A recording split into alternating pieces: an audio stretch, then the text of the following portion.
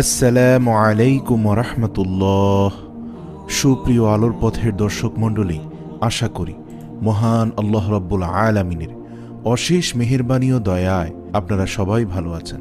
প্রিয় দর্শক, আজকে আমি আপনাদের সামনে এমন একটি আমলের কথা নিয়ে হাজির হয়েছি। প্রিয় দর্শক, এই আমলটি শ্রেষ্ঠতার দিক থেকে সর্বশ্রেষ্ঠ একটি আমল, অর্থাৎ যে আমল আপনাকে জান্নাতে না নিয়ে ছাড়বে না।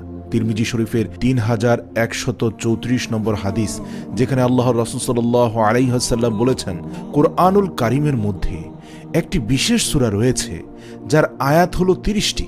আল্লাহর রাসূল সাল্লাল্লাহু আলাইহি ওয়াসাল্লাম বলেন, আল্লাহর যে সকল বান্দা বান্দি দৈনিক এই 30 আয়াত বিশিষ্ট সূরা তেলাওয়াত করবে, রবের কাছে তার এই সূরাটি আমল করার জন্য এমনভাবে সুপারিশ করবে যে যতক্ষণ পর্যন্ত এই সূরার উপর আমলকারী ব্যক্তিকে আল্লাহ রাব্বুল আলামিন ক্ষমা না করবেন, ততক্ষণ পর্যন্ত এই সূরাটি তার জন্য হয়ে সুপারিশ করতেই থাকবে।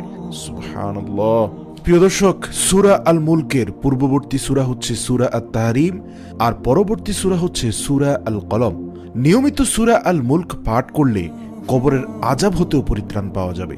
তিরমিজি শরীফের হাদিসে এসেছে, নবীজি সাল্লাল্লাহু আলাইহি ওয়াসাল্লাম বলেছেন, সূরা আল মুলক পাঠ না করে ঘুমাতে যেও না। হযরত ইবনে আব্বাস রাদিয়াল্লাহু বলেছেন, তোমরা সূরা মুলক শিখো এবং নিজেদের স্ত্রী পুত্রদেরও শিখাও। এটা কবরের আযাব হতে রক্ষা করবে এবং কিয়ামতের দিন আল্লাহর দরবারে এই সূরা পাঠকারীর পক্ষে কথা বলে তাকে মুক্ত করবে।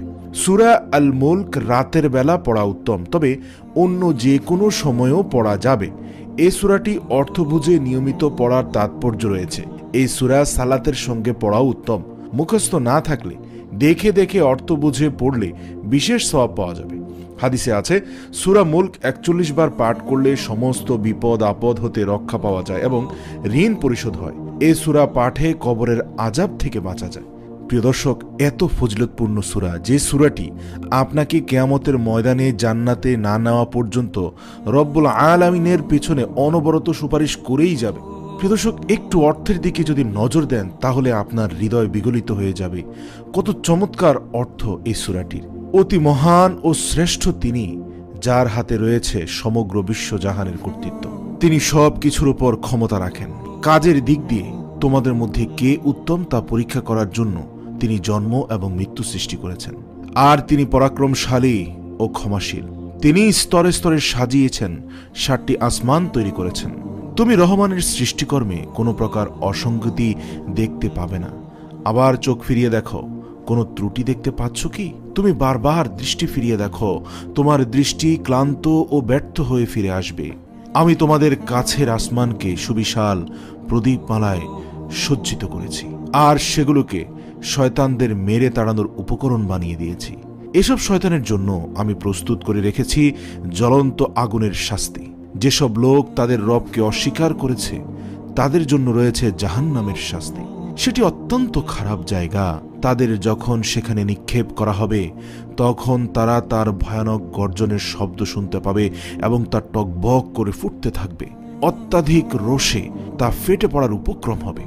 যখনই তার মধ্যে কোনো দলকে নিক্ষেপ করা হবে, তখনই তার ব্যবস্থাপকরা জিজ্ঞেস করবে, তোমাদের কাছে কি কোনো সাবধানকারী আসেনি? তারা জবাব দেবে, হ্যাঁ, আমাদের কাছে আল্লাহর সাবধানকারী এসেছিল, কিন্তু আমরা তাকে মিথ্যাবাদী প্রতিপন্ন করেছিলাম এবং বলেছিলাম আল্লাহ কিছুই নাজিল করেননি, বরং তোমরা বিরাট ভুলের মধ্যে পড়ে আছো। তারা আরো বলবে, আহা, আমরা যদি শুনতাম এবং বিবেক বুদ্ধি দিয়ে বুঝতাম, তাহলে আজ এই জ্বলন্ত আগুনে সাজাপ্রাপ্তদের মধ্যে গণ্য হতাম না।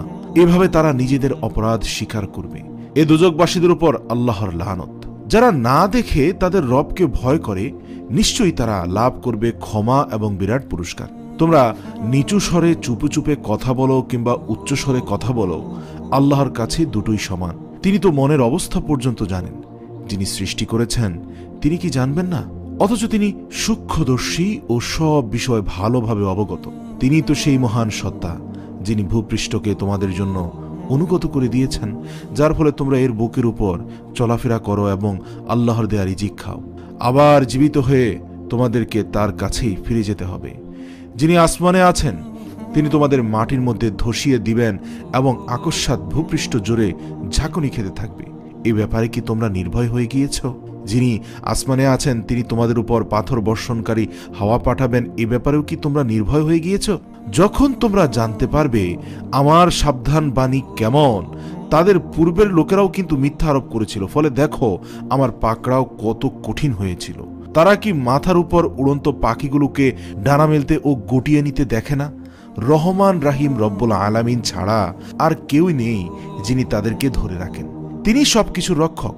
বলো তো, তোমাদের কাছে কি এমন কোনো বাহিনী আছে যা রহমানের বিরুদ্ধে তোমাদের সাহায্য করতে পারে? বাস্তব অবস্থা হলো এসব কাফেররা ধোকায় পড়ে আছে। অথবা রহমান যদি তোমাদের রিজিক বন্ধ করে দেন, তাহলে এমন কেউ আছে কি যে তোমাদের রিজিক দিতে পারে? প্রকৃতপক্ষে এসব লোক বিদ্রোহ ও সত্য বিমুখতায় বদ্ধপরিকর।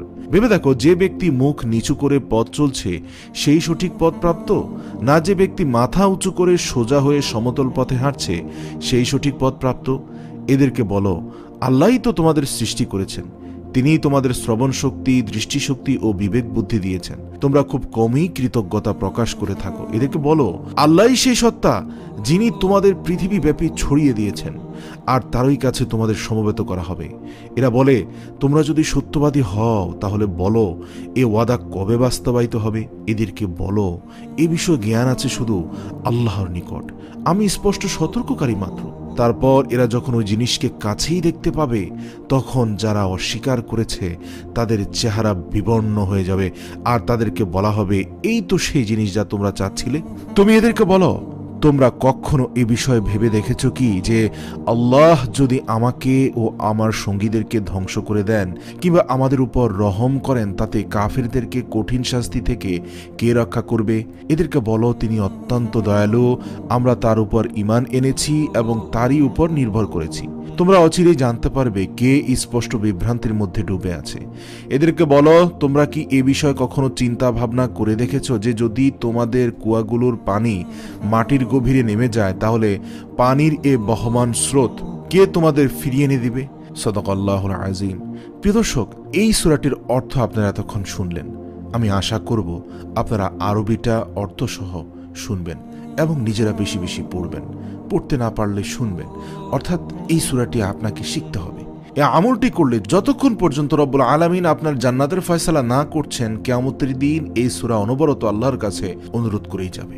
ইনশাআল্লাহ আমরা কেউ মাহরুম না হই এই হৃদয় কম্পন সৃষ্টিকারী সূরাটি আমরা প্রত্যেকটি ভাই এবং বোন এটি শিখব এবং এর উপর আমল করব ইনশাআল্লাহ।